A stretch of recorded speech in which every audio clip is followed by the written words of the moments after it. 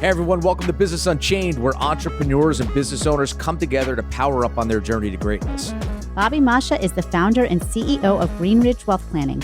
All opinions expressed by Bobby and his guests are solely their own and do not reflect the opinion of Greenridge Wealth Planning. This podcast is for informational purposes only and should not be relied upon for any financial decisions. Clients of Greenridge Wealth Planning may maintain positions in any securities discussed in this podcast.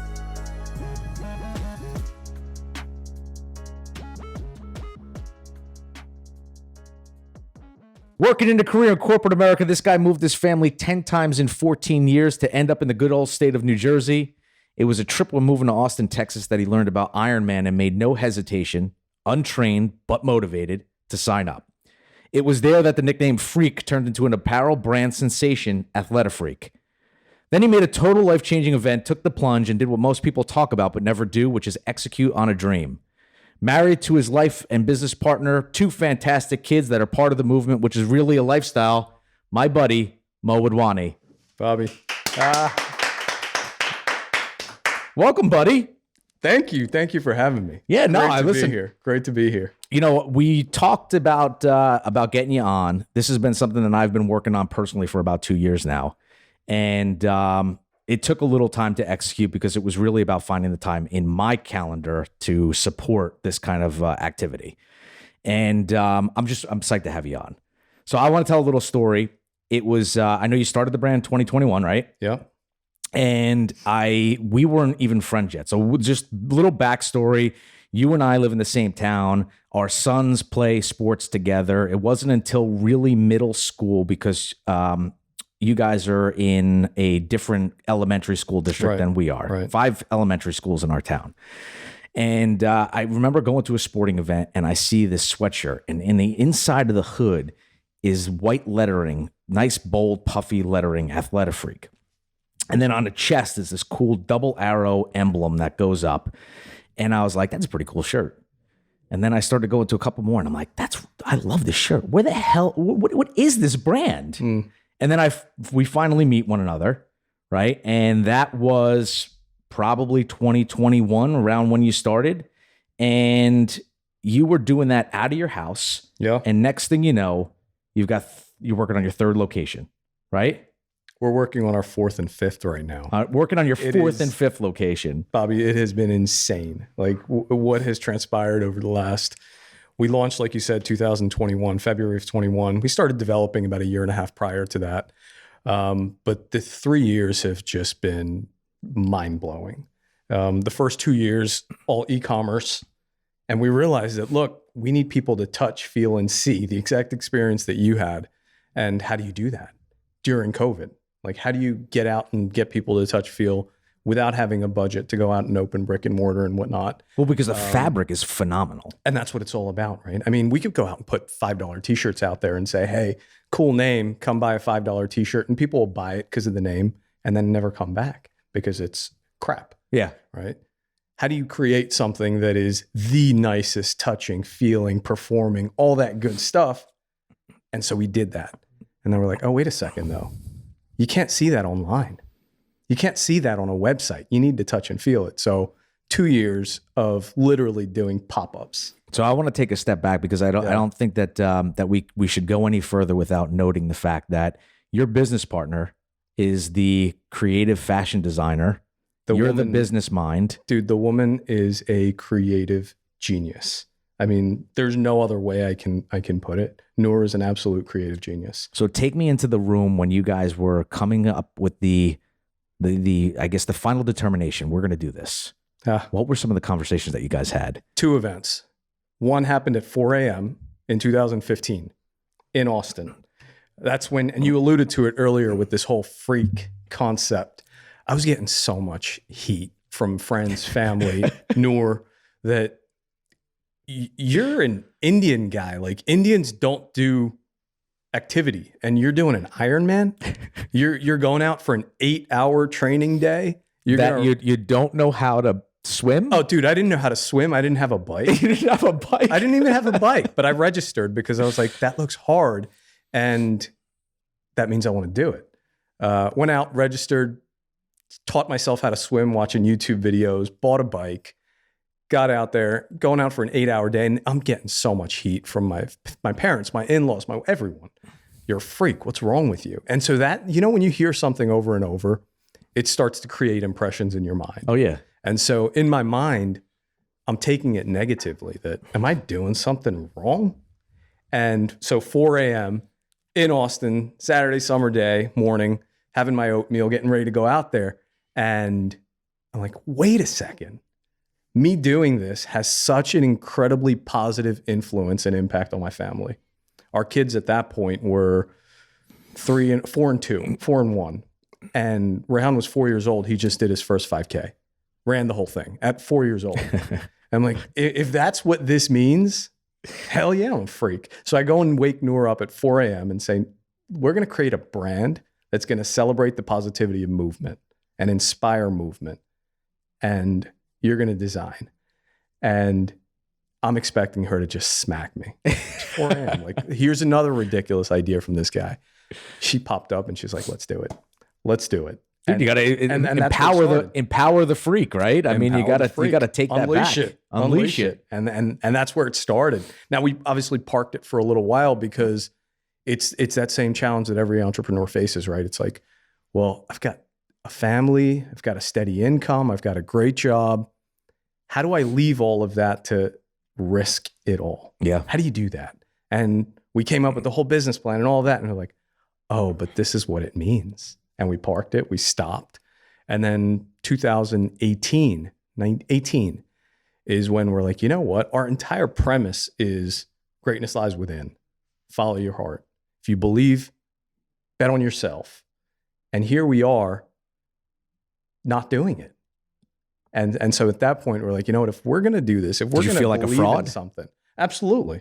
Because I'm like, we are preaching something, but we're not practicing it.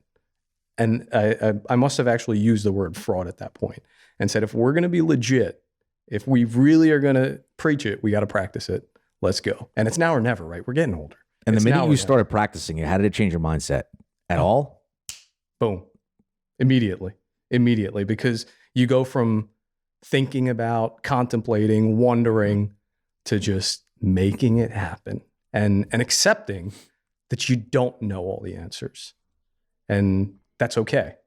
And you're going to try and you're going to fail and you're going to figure out how to resolve or not. But if you want to keep moving forward, you have to be able to break down any barriers and keep going. And hey, isn't that life? Yeah, well, it totally is. Isn't that what we teach our kids? That's life. So, most people, they have a hard enough time thinking about working with their spouse, never mind actually pulling the trigger and starting a business. What are some of the things that you guys have done to continue the success in not only the business, but your personal relationship? What are some of the things that you guys practice, or what is it that you basically going to attribute your success to with the partnership that you have? Most people enjoy going to work because they get time away from their spouse, right? It's absence makes the heart grow fonder. There you go. Spot on. Now imagine a world where these two people are together 24/7, 365, nonstop. It's a challenge, right? And what was also challenging is I've known her as my wife and mother of our children and my best friend. She's known me as a reciprocal to that. We've never known each other professionally. She's never seen how I function in a corporate environment and how I'm a very different person in that corporate environment. And there was a lot of shock that came through as we started to experience that. What did she share with you in terms of the Mo that's the corporate Mo versus the family Mo? I mean, I like to get things done. I move very, very fast and I'm very direct. Right? No one has time to just BS. Are you that way at home? Now, yes, because work and home is one. Okay. Right? Work and home is now one. I was able to use my drive home in the past to decouple the two. I don't have a drive home anymore. Right? We're always in it. We're 24/7, always on. So there is no decoupling. Every breakfast and dinner is a board meeting. Like, I was on a call with someone 3 days ago, 3 days ago. I get off the call. I had it on speaker. I get off the call. Our 11-year-old daughter suggest to me, they sound like they want to be an investor.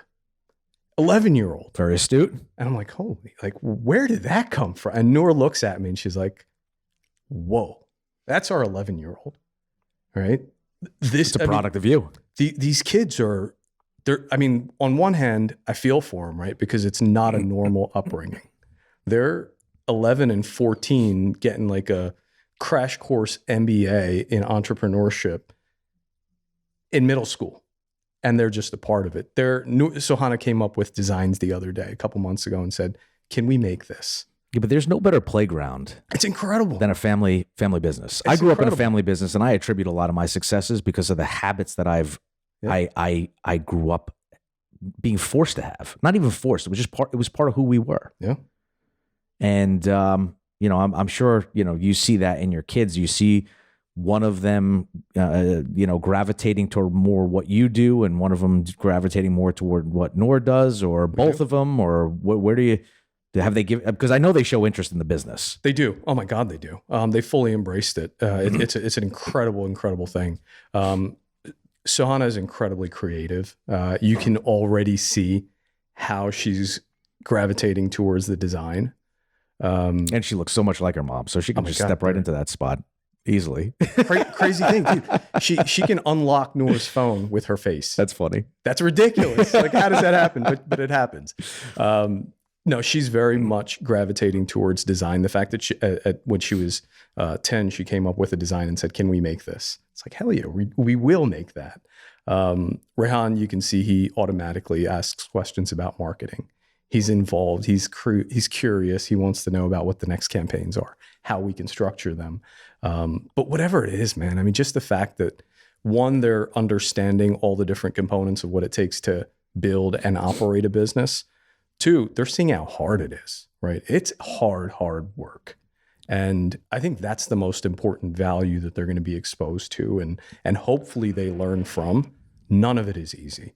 And if you want to do anything in life, whether it's create or operate, whatever it might be, you got to work. Even if you want to be an athlete, you want to be a musician, you want to be an artist, it's hard work, and you got to appreciate that. So we, I like I said, I grew up around a family business. We deal with a lot of family business owners in Green Ridge. Just it's part of what we do with working with entrepreneurs. Yeah. And I would say a lot of the people that we work with, I don't want to say clear. I'd rather just say, you see a lot of them that they have their kids involved, but on the surface level, they don't really communicate and share what's going on in the business and really have them to learn how to operate the business. They just see the bad for what it's bad, the good for what it's good, but they don't see the solutions on how to move from one category to the next. Do you guys allow the kids to get that deep in I know they're young. Absolutely. We intentionally engage them in decision making. Can you give me the most recent? I've been working on a deal with, you mentioned where the vision for AthletiFreak came, Ironman. So I've been working on a deal with Ironman for the last several months. We just finalized it. This is the first time I'm actually saying this. We just finalized a deal with Ironman. News release. There we go. We just finalized the deal with Ironman. We're going to be involved in several of their events throughout the rest of this year and going forward. And that's phenomenal. It's super exciting. It's really, really exciting because... So now you get to take your tattoo and put it on your apparel? Is that what that means? Co-branding? You will see some of it there as well. All right. Yeah. We're going to be on tour with them. We're going to be at their events. We're going to be right in front of their athletes. That's awesome. It's incredible. Very exciting. Both that as well as the Rock and Roll Marathon Series. But the process of making that decision, the terms to it, all of that, we sat them down and we said, this is what we're looking to do. This is what it looks like. What do you think? Are they going to influence the decision? Maybe, maybe not. We'd be surprised, right? They do sometimes. But it's more so for them just to understand and see the process. How are decisions made? What do you feed into the machine before bringing a decision out of it? They're part of those discussions. Product designs. We'll have, for the next line, we'll have 35, 40 or so new designs. We might not do all of them. The color schemes that we work with, we might not go with all of them, but they see it before it gets finalized, before we narrow it down. So they're involved all the way from design, innovation, fabric testing, all the way through marketing schemes, marketing campaigns, selection of the next retail location, all of that. So I want to take a step back because you were on a hiatus from coming to the idea of AthletiFreak. This is the movement. This is the lifestyle. This is what we're going to do. Realizing that you have to now figure out the path or the journey in which you're going to take by severing a steady income, a profession that you've been working toward, to now get involved in your own endeavor with Noor and with the family. What were some of the biggest struggles that you reached from the moment you said, I'm pushing the go button? What were some of the struggles that you had to overcome before you started to feel like, you know what, it's working? The day you say it's working, you're in trouble. You're in trouble. I never want to be complacent. I never want to pause and say, we made it. I'm not saying we made it. I'm just saying we're just getting started. I'm just saying, like, you've got the momentum to where you feel like you've got all the headwinds in the world. Yeah. Right. You're getting into the apparel industry, which has a cost to entry. There's lag times between production and getting it to market. You've got to get it on the website. You have to market it. At what point did you feel like finally we have some wind at our back and it's not all headwinds? Is that a better way to phrase it? I understand exactly what you mean, but every single day, I'm not even exaggerating, every single day, if not multiple times during a day, you go through these highs and lows where you're like, I made it. Shit, I didn't. I made it. Oh, we missed it. Right. And you just keep going back and forth when you look at things in a micro perspective. Yeah. When we step back, there's been some significant milestones which we've been able to just step back and celebrate. Some have come through in the form of partnerships and relationships. This Ironman one, for example, is huge. When we step back and see that we now have 3 and more coming retail locations, and there's a full entire staff now that's running these locations for us.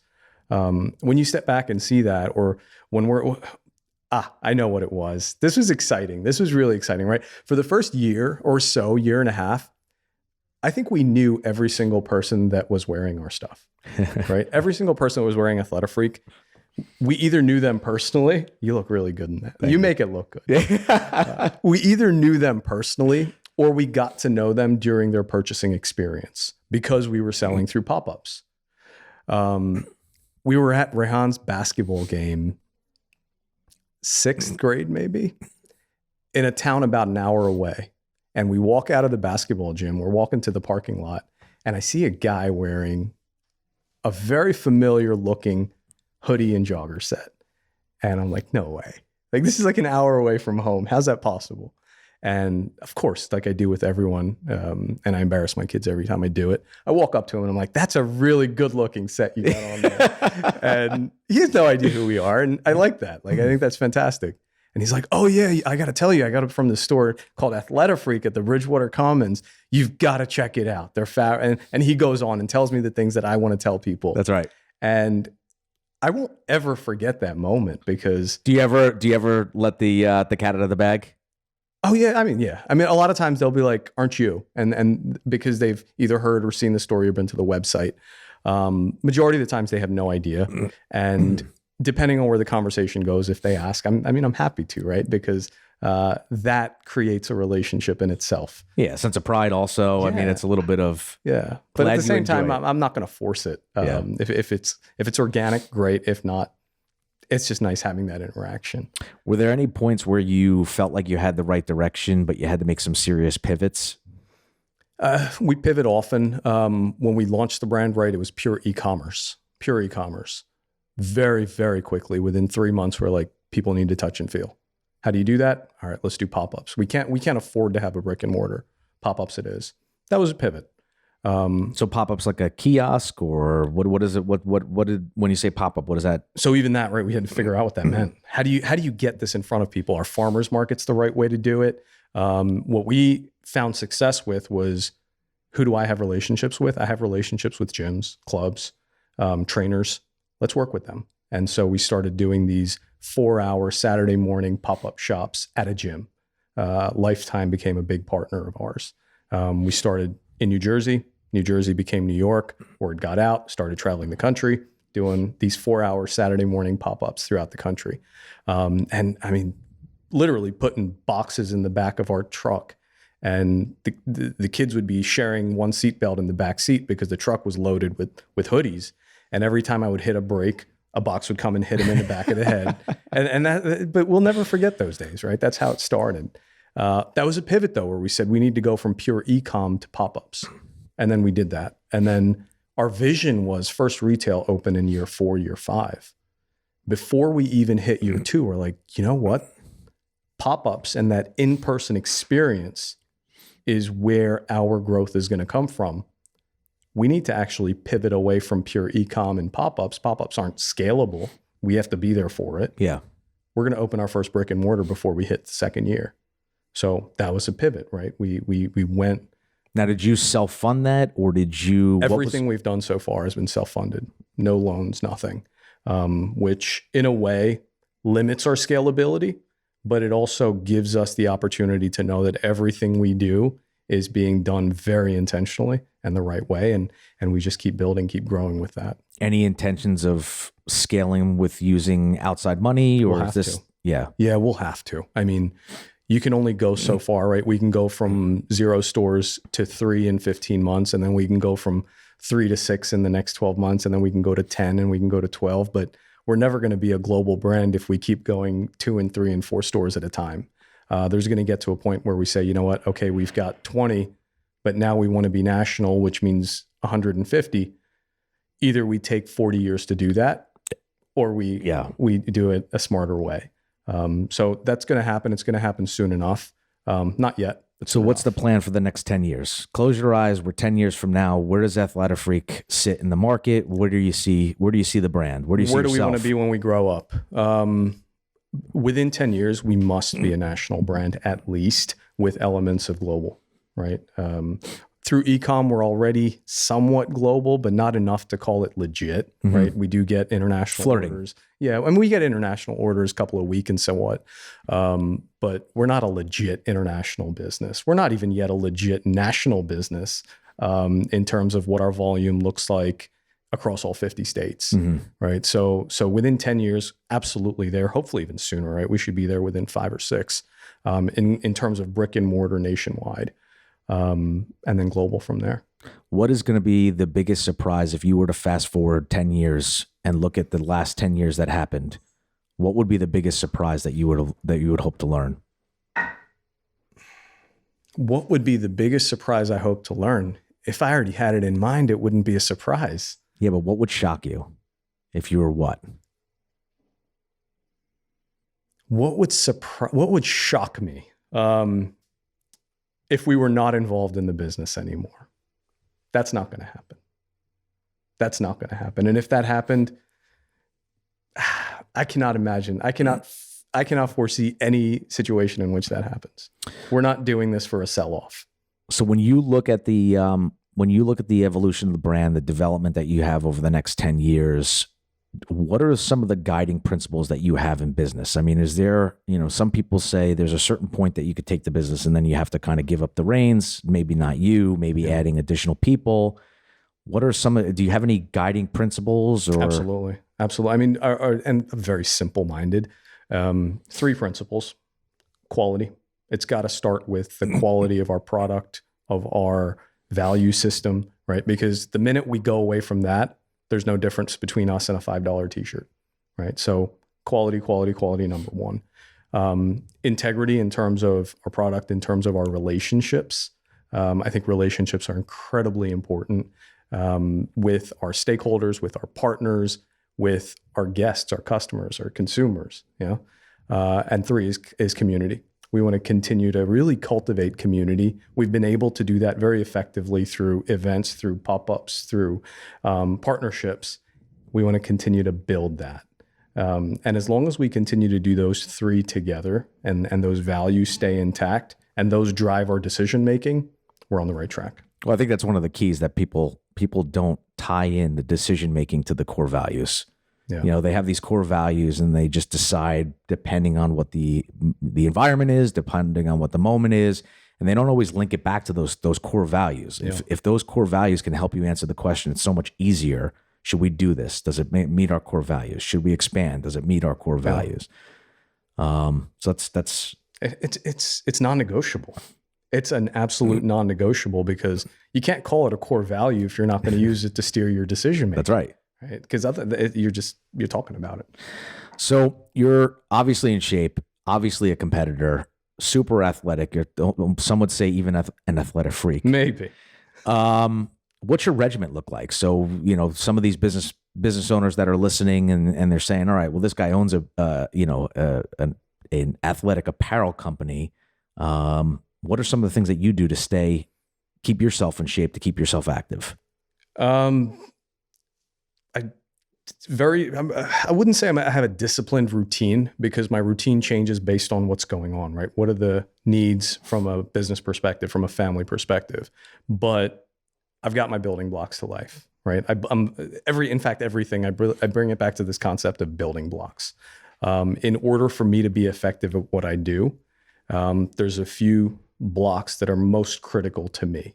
Yeah. Those blocks are, and I keep it very simple: spirituality, family, physical, and mental wellness. As long as I can focus and give time to those 4 things every single day without compromise, I will be my best. You know? And you get into this idea of the perfect balance. There really is no perfect balance, right? There will be a day where I'm going to work overtime.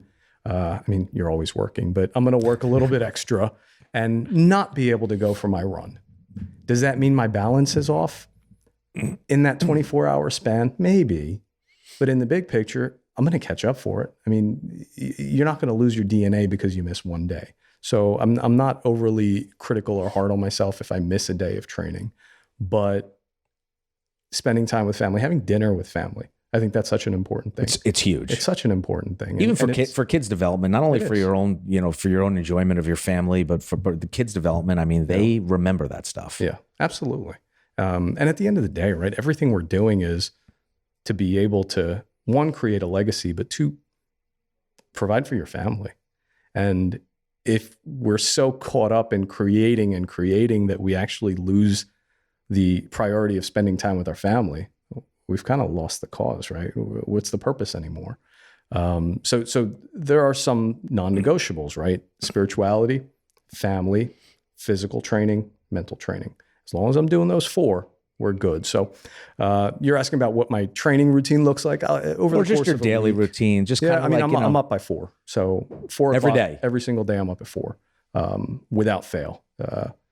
Not even 4:05, like 4 o'clock I'm up. Usually somewhere between 10:30 and 11, I'm going to bed at night. So recovery is probably not something I'm putting enough attention to. I'm not a big sleeper. As long as I get my 5 hours a night, I'm good. Between that 4 to 11, I'm going to train anywhere between 1.5 to 2.5 hours physically. Time towards spirituality in different forms. I'm going to put adequate time towards that. Probably working in some form or another the entire time, right? Because even when I'm running, right, people find this strange about me. When I'm running, cycling, swimming, whatever it might be, I'll be out on a 2.5 hour run. I'm not listening to music. I don't have headphones in my ear. That's my time with me, right? That's where my most creative thoughts are going to come. That's where decisions are going to get made.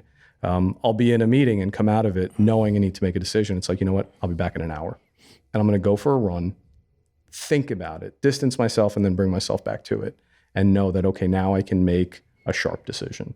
And that's how training becomes such an integral part of my life, because it's an opportunity for me to just recalibrate, rebalance. There's that spiritual with the physical. I see a lot of parallels between the two in terms of what that journey looks like. They both achieve the same thing, which is this recalibration, this rebalancing. Do you mind sharing some of the spiritual things that you do that helps you to re-energize yourself or absolutely recharge? Absolutely. When it comes to spirituality, there's so many various rituals that can be found. Honestly, what is spirituality, right? It's being one with yourself. And that is as simple as just being quiet, just being still. Be still and know that I am there, right? That's in the Bible. That's it. That is spirituality for me. It's just finding stillness. And that literally means sitting in a quiet room, eyes closed, no movement. Breathing exercises, meditation exercises, or you just go right to stillness? Like, how do you get there? Because part of me sounds like that seems like utopia. Stick me in a quiet room and leave me alone forever. It is. But how do you settle yourself? How do you balance yourself and how do you? Well, again, my perspective, and there's no right or wrong to this, but my perspective is, yeah, you can get into breathing exercises, but then your attention goes on the breathing exercise. You can go into some form of movement, but then your attention goes to the movement. But if your attention is just purely on nothing and trying to achieve that, to your point, that sounds like utopia. That is utopia. And when I sit there and I'm completely silent, am I able to achieve that? Hell no, right? What am I thinking about? I'm thinking about the email. Everything. I'm thinking about the phone call. I'm thinking about the kids. I'm thinking about the next, everything. But if you think about, take all of these helium balloons, tie strings to them, tie those strings to you. When you sit there and you try to achieve utopia, tranquility, solace, whatever you call it, same thing. You've got these balloons just pulling at you. But if one by one, you can just cut each of those strings and just release, release, release, release. Isn't that what meditation is? It's a great visual. That's it though. It's just this moment of complete detachment where you just release from everything else and be free. And by freeing yourself, then when it's time to get back to action, you're recharged, you're ready to go. And that could be a 5-minute exercise, or you could find you're there for 30 minutes or an hour. See, I love that because I try to meditate. I try to put myself into a position where I can self-reflect and energize or re-energize myself in moments of stress when I have to pull myself away. And I always find myself distracted, of course, focusing on the breathing. And it just seems like more work than it is detachment. Yeah. And I love that visual of clipping away each balloon one at a time, because that allows me to then process, okay, as a thought comes up, how do I get that to just go away? Yeah. And what I found is if I do that first thing in the morning, if I do that at 4:00, when those thoughts come to me of the email, of the phone call, of I need to get on the phone with Asia, what would I usually be doing at 4 a.m.? Sleeping. So that email wouldn't be getting sent. The phone call wouldn't be happening. So why is it that it needs to happen now? It doesn't. It can wait until 6:00. So that is a time where the world expects me to not be available. My time. Let me do what I need to do. I always find myself like going to OneNote and doing a dictation. So this way I don't forget it. Yeah. You know? Because sometimes those are when my everything's, all my synapses are firing quickly. Oh yeah. And I have, it's a moment of enlightenment in those early mornings when the ideas are they're popping. Absolutely. They're popping off. Absolutely. Absolutely. And that's why it's just that I wouldn't say achieving stillness, but desiring stillness and just going in that direction. Yeah. And I mentioned earlier the parallels between the spiritual and the physical. That's what running is for me. It's active meditation. The reason I don't want to listen to anything when I go for a run is because if I'm going out, I went out for 10 last night. The first 2 or 3 miles, all I'm thinking about is work and to-dos and what have I not touched yet? But once I get past mile 3, past mile 4, into mile 5, I don't even know where I am anymore. I'm just going. And isn't that a great feeling? I'm just going. See, for me, it's a little different. For me, like first 2 miles is, why the hell am I doing this? Did I really have to go for a run now? This is going to be terrible. Yeah. And then everything thereafter starts to, clear away from me. It does. And then you get to this moment of just clarity, stillness. You're moving, but you're still. And you're so clear that it's like, aha, that's the idea I needed. Yeah. Right. Because you think about it, right? It doesn't come to you under stress. It doesn't come to you under pressure. It comes to you in a moment where you're like free thinking. Take a glass of water, right? Or a pond. Take a pond. Perfect example. Take a pond. You're at a lake. If it's windy, if there's ripples, if there's movement in the water, you look in the water, what do you see? You see waves. What do you see when you look into a still lake? A reflection. You see a reflection. Isn't that what meditation is? Isn't it finding yourself, self-reflection? So in order to do that, you need stillness. And in order to achieve stillness, you need time. And that's the important part, right? Creating still time to be able to find that stillness. I love it. Yeah. So listen, I appreciate your time and I appreciate you coming. What are 3 things that we can leave this audience with in terms of little nuggets of wisdom from Mo on being a business owner and being a successful business owner, that the experience that you've had to date? What are 3 nuggets you can leave behind to this audience? 3 nuggets. Wow. Number 1, your heart's got to be in it. You have to have your heart in it. Do it for the right reasons. Have purpose. Do it with your heart. Love what you're doing. If you're doing it for money, that will take you so far. And if you work hard enough, you'll achieve that. You will burn out. You're not going to stay in love forever. You do it with love. Love doesn't end. It's eternal. 2, work your ass off. Just work hard. Work hard, work hard, work hard. There's no shortcuts. There may seem to be shortcuts, but Got to be worried they're about illusions. shortcuts. They're illusions. Don't fall for the illusions. Work hard. Number 3, just do it with people that you care about, because if you go so far and you look back and there's no one there with you, what's the point? So do it with people you care about. Make sure love continues to be integral in that, not only in the journey, but also in the relationships that you create, and make an impact.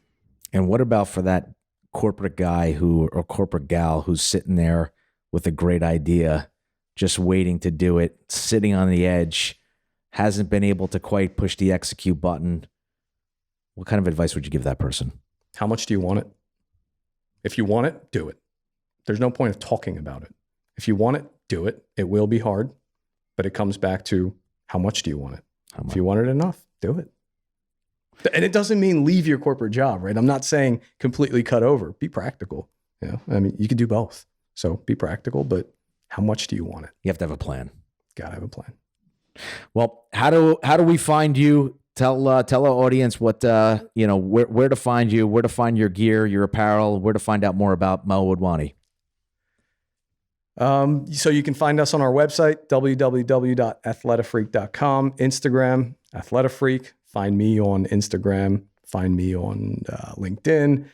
I'm not the best with social media, but I'm trying my best, as we are at everything. Dude, I have to tell you, if you haven't checked out the site, check it out. It's the most comfortable apparel you'll ever put on. Forget about all the other brand names. Lululemon doesn't hold a candle to this. What are the other ones? Athleta. Yeah, Athleta is just a short version of AthletiFreak. They're not freaks. They're not good enough. Something I love. Something I love. And this has been incredible, right? People come into our stores. They send us messages and they're like, you made a brand about me. Because that's what this is, right? This is a brand about you. It's about our community. This is who it stands for. And I mean, any of those names you said, you can't say, I am, put that name in there. I'm a Lululemon. I'm a lemon. Who says that? No one says that. No one wants to say that. I'm an AthletiFreak. That's the persona that we celebrate. I love it, man. I think it's great. I think the whole movement's great. I think everything, the energy that you have, the just your general the demeanor that you have that carries through in the brand. Your family's phenomenal. I see the success. I love the success, and I wish you nothing but more success. I mean, this has been great, and I really appreciate your time. And buy his gear, man. It's amazing. All right, guys. Business Unchained. That's a wrap. Episode 6. Bobby, thank you. Good job.